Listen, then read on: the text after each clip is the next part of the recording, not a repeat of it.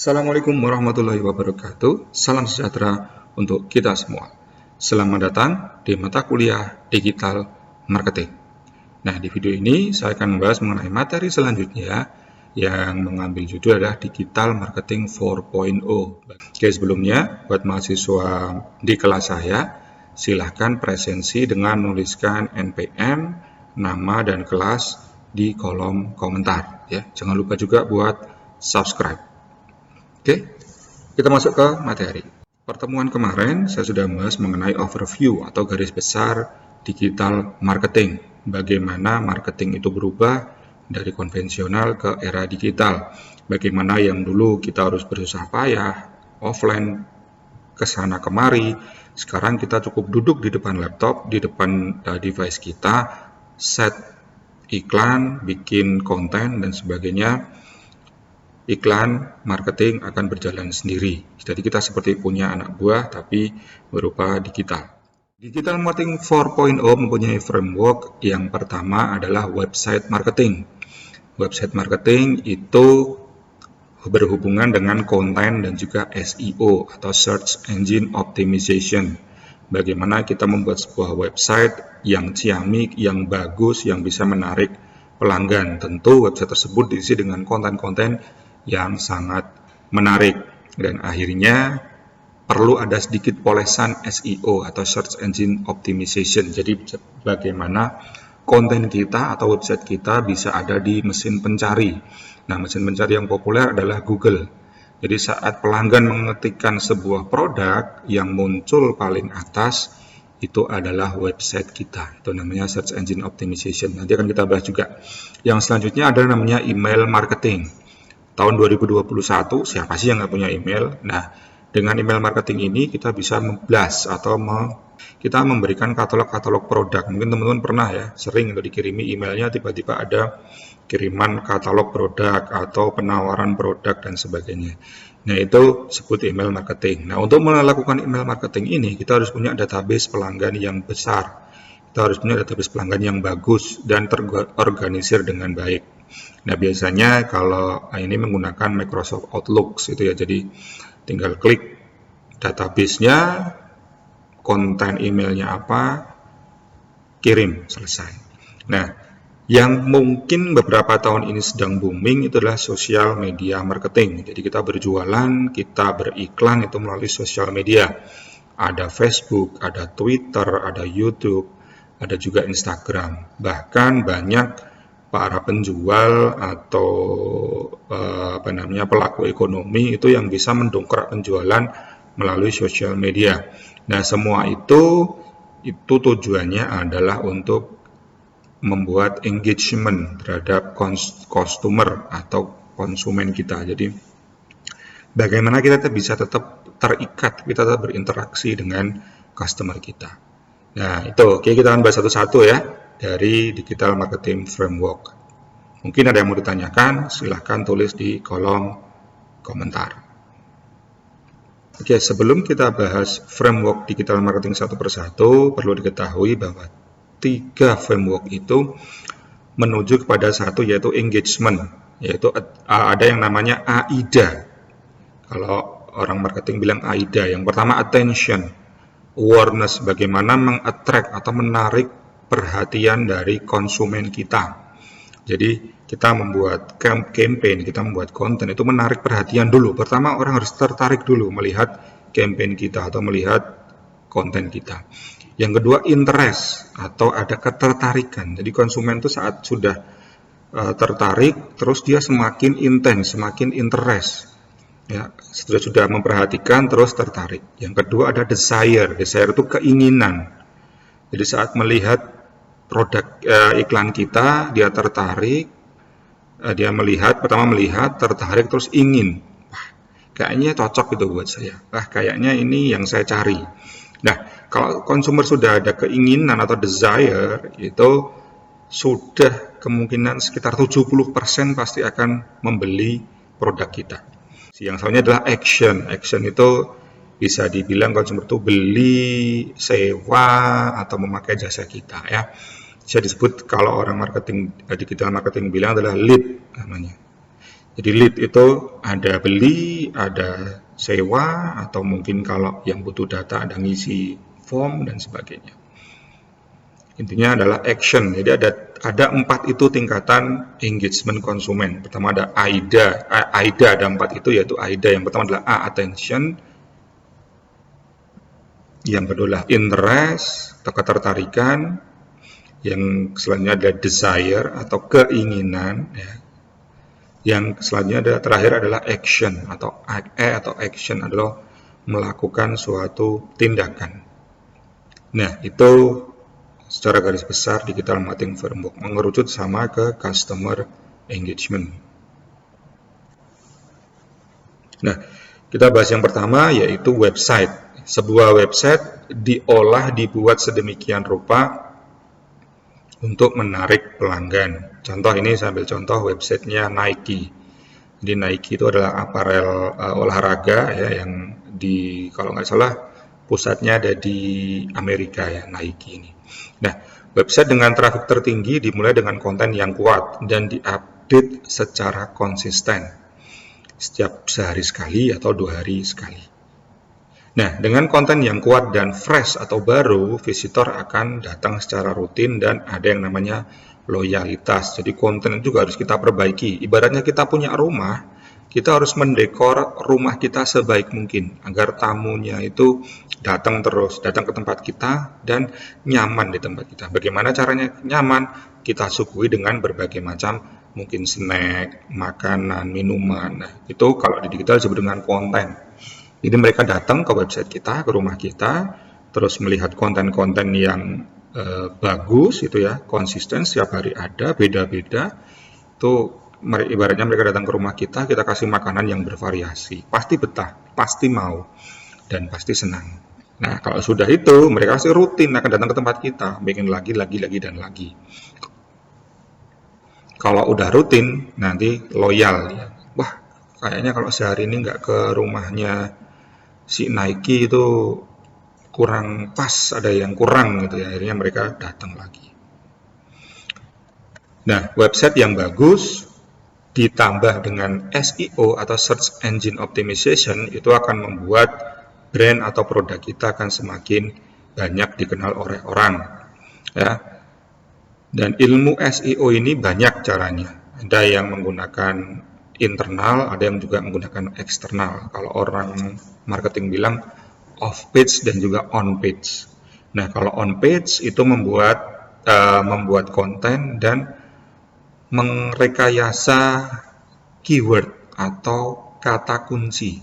Karena kebanyakan orang kalau nyari pelanggan itu ya, calon pelanggan kalau nyari di search engine atau kayak kita ambil contoh Google, itu pasti mengetikkan sesuatu. Contoh saya mau beli keripik, pasti saya ngetiknya adalah jual keripik pedas atau keripik pedas enak, keripik pedas murah. Nah, itu bisa dijadikan seperti apa ya, keyword untuk konten-konten kita. Nah, kata kunci yang menarik itu bisa menaikkan page rank. Nah, page rank itu yang ada di sebelah ini. Biasanya kalau kita googling itu akan muncul 10 web yang direkomendasikan sesuai dengan SEO-nya yang bagus sama Google. Jadi peringkat pertama sampai dengan 10 di halaman pertama. Nah, kalau kita bisa menguasai itu, otomatis semua orang akan membeli produk kita. Nah, selanjutnya bagaimana website itu agar menarik? Selain isinya bagus, desainnya bagus, juga harus mobile friendly. Karena kebanyakan calon konsumen kita itu menggunakan handphone, menggunakan mobile device untuk mengakses berbagai macam hal ya. Kalau bawa laptop kemana-mana itu kan ribet ya, dengan adanya HP, mungkin tablet. Nah, itu kita harus membuat desain yang mobile friendly dan harus responsif. Responsif dalam artian jika website itu dibuka di HP, buka di laptop, dibuka di tablet, itu akan menyesuaikan. Jadi tidak terpotong, tidak pecah gambarnya, atau mungkin tidak terlalu kekecilan tulisannya. Itu dengan responsif. Oke, sekarang kita akan coba ngulik sedikit mengenai SEO atau Search Engine Optimization. Nah, Search Engine Optimization ini kalau biasanya orang menggunakan Google sebagai parameternya. Contoh, saya mau beli keripik pedas. Saya akan menulis di kolom pencarian keripik. Akan muncul 1, 2, 3, 4. Berarti dari keempat ini, itu adalah yang paling banyak dicari sama orang.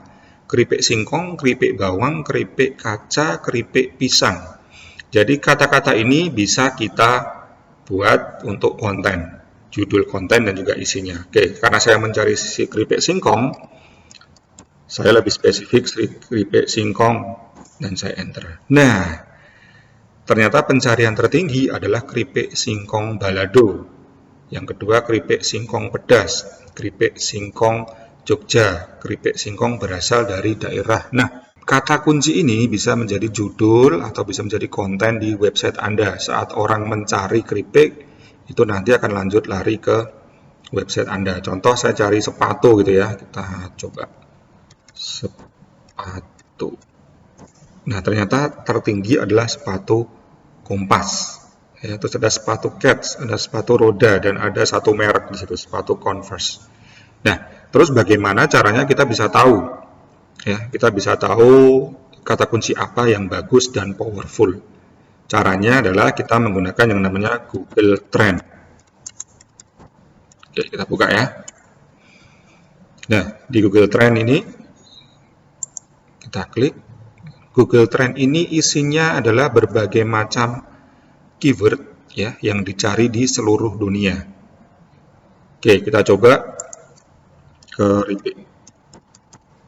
Saya enter. Oke.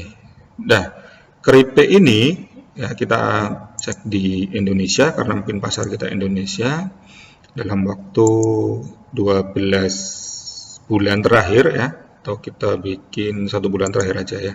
1 bulan terakhir. Oke, kita sudah milih negaranya Indonesia dalam kurun waktu 30 hari. Nah, ini banyak sekitar 95 jenis ya, 95 orang mencari tentang keripik. Ya, ini sempat naik di tanggal 30 terus turun. Nah, ini dengan ini kita bisa melihat kira-kira banyak nggak volumenya, volume pencariannya. Ya, biasanya kalau udah 100 ini lumayan banyak. Kalau udah di atas 50 itu lumayan banyak. Nah, selanjutnya kalau kita turun ke bawah, kita bisa mencari, kita bisa melihat orang-orang mana yang banyak mencari keripik. Ternyata dari daerah Aceh. Ya, daerah Aceh, terus Kalimantan Barat, Bangka Belitung, Sulawesi Tengah, dan juga itu Timur ya, Jawa Timur. Ya, ini orang-orang yang berasal dari sana yang mencari keripik. Selanjutnya kita bisa ke bawah lagi. Nah, kita bisa lihat kata kunci apa yang banyak dicari sama orang. Ternyata yang pertama adalah resep keripik bawang. Ya, ini bisa digunakan nanti untuk membuat konten. Terus ada keripik bawang, cara membuat keripik singkong, cara membuat keripik pisang. Nah, ini adalah suggestion atau apa ya, kata-kata yang disarankan, kata kunci yang disarankan oleh Google untuk kita buat kontennya. Teman-teman bisa nyari dari sini. Terus relasinya, kira-kira topik-topik apa saja yang relevan dengan keripik. Ternyata banyak ini.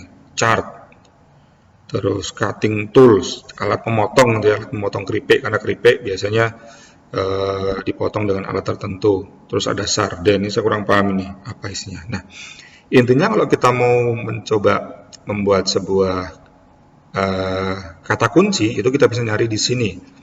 Oke, kita cari yang lain, sepatu gitu ya. Tadi kita cari yang itu. Oke, volumenya lumayan tinggi ya, ini bahkan sampai tanggal kemarin 26 itu 72 volumenya.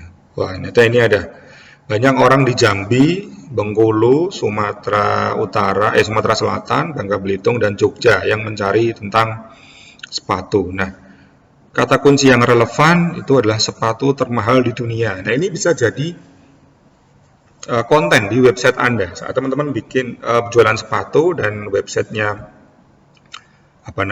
mengulas tentang sebuah konten atau berita-berita, teman-teman bisa ambil ini, sepatu termahal di dunia.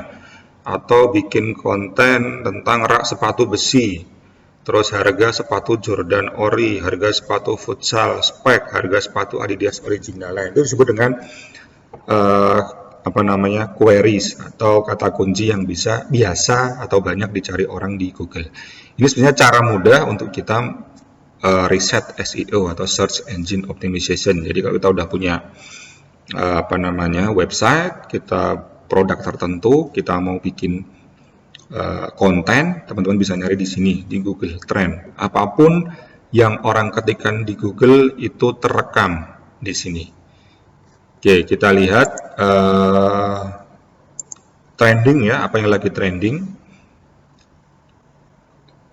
Kita lihat, ini ada trending di Indonesia.